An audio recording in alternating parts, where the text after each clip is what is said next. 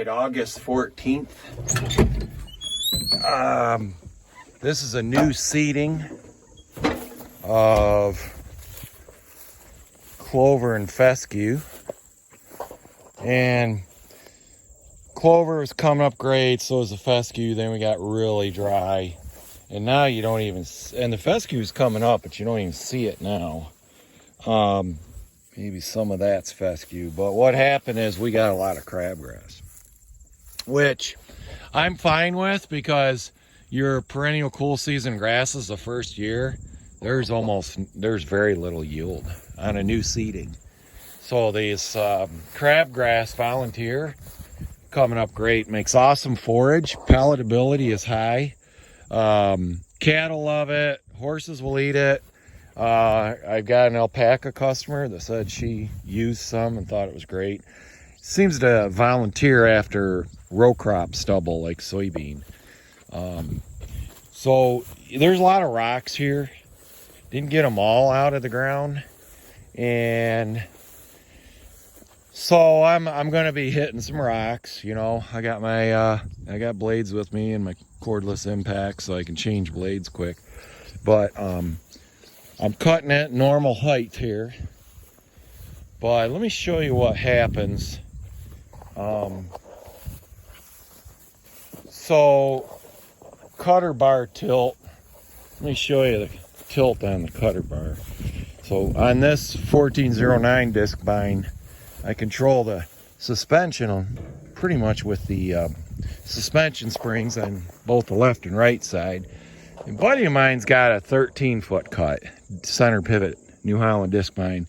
And it's got the big springs. And what happened was he hit a rock and the cutter bar was tilted down so low that it actually scooped the rock up onto the cutter bar and broke a hub. But, you know, he had shear hubs. But what I have for tilt here is, that's where I'm at, and it'll, these blades are, you know, look at that, probably good 4 inches off the ground there, those blades. So these rock guards are gonna hit first and bounce up over rocks. And, I've got the cutter bar on the highest pin setting, so I have the least amount of tilt.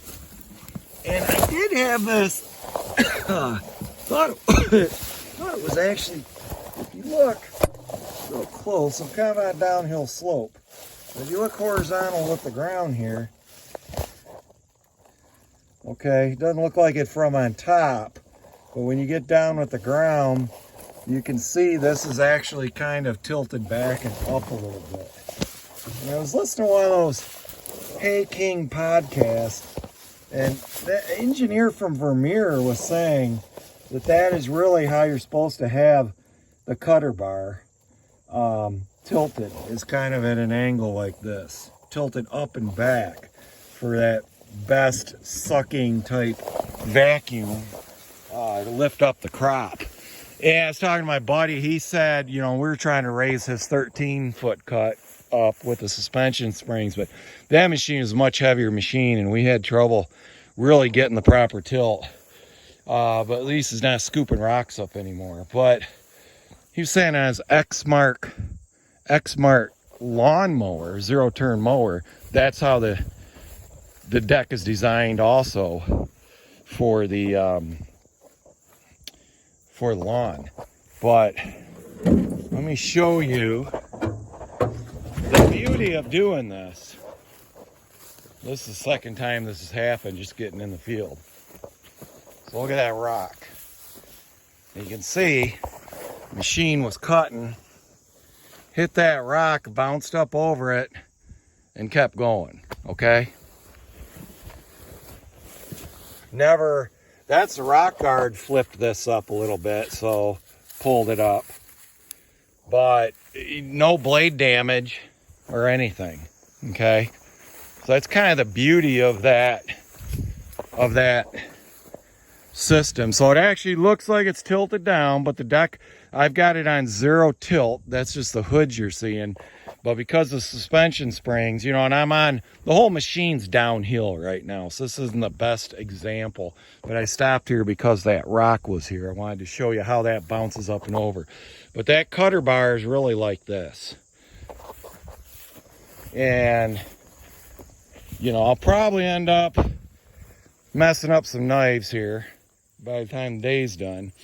Pretty thin crop, so I'm just going really low RPM, so I'm trying not to blow much of it over. With the disc bind on the light crop, it should be low RPMs and increase your ground speed. But that's going to be pretty nice. I think some of this could be feeder cattle hay to fatten feeder cattle on. Could let it grow more, but we're getting into late summer, got a lot of other ground to cover. We're starting to get change of color already going into fall. I got some spots of this common ragweed is up pretty good. And that's not, you know, if you turn cattle loose out here and graze it, they graze some of this. I don't think you're gonna get them to eat any of it in a bale. But that's what we got here. So Crabgrass as a volunteer is helping me get some really good yield. And it's gonna make beautiful forage. I mean, some of this is just going to be, look at that, bright green with clover. That's going to put some weight on some cattle. That is going to be some nice, and they grow a lot of this. They have cultivar variety crabgrass they grow down south a lot. I guess, I don't know, Carolinas, Oklahoma. And this, you know, crabgrass didn't start coming in till about a month ago. So I could get, depending on the fall, before the frost hits, I could probably get a second cutting off of this. And a second cutting might be bigger than what this first cutting is, actually.